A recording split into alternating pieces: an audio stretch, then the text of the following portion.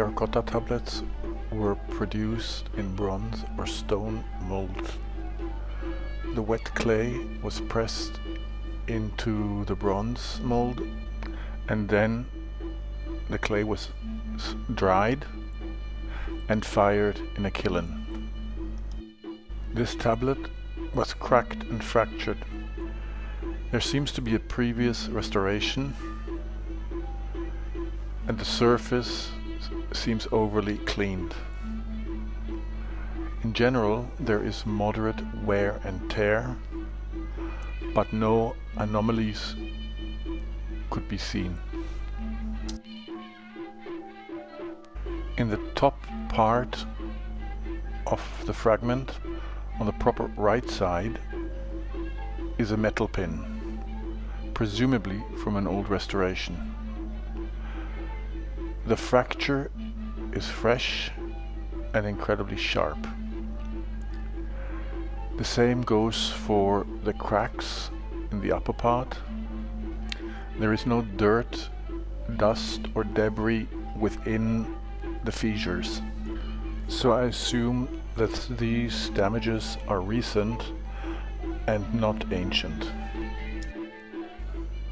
The cracks were consolidated with a solvent-based acrylic resin. The main fracture was cleaned and joined with a polymer resin that cured overnight. The fissures and the fracture needed to be gap-filled. This was done using a mixture of calcium carbonate, mineral pigments, and a solvent-based resin. The fill is soft enough to be shaped and leveled to the original surface using a soft wooden tool.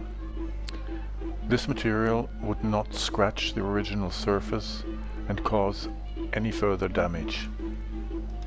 In past projects, I have noticed that some restorers use rather hard and harsh tools and scratch the original surface and cause damage. The fills were color matched using conservation grade paint. It was decided to match the surface as closely to the original. The tablet in the 3 stages of conservation: before, during and after treatment. The conservation is done to museum standards, and the new materials are almost completely reversible. The object should not be exposed to excessive light levels to minimize changes in the synthetic materials added. The surface is rather porous, so soot and dust easily deposits within the surface, and it is almost impossible to remove in the future. The object should be handled with gloves to prevent grease from the hands to be transferred into the surface and attract even more dirt and dust.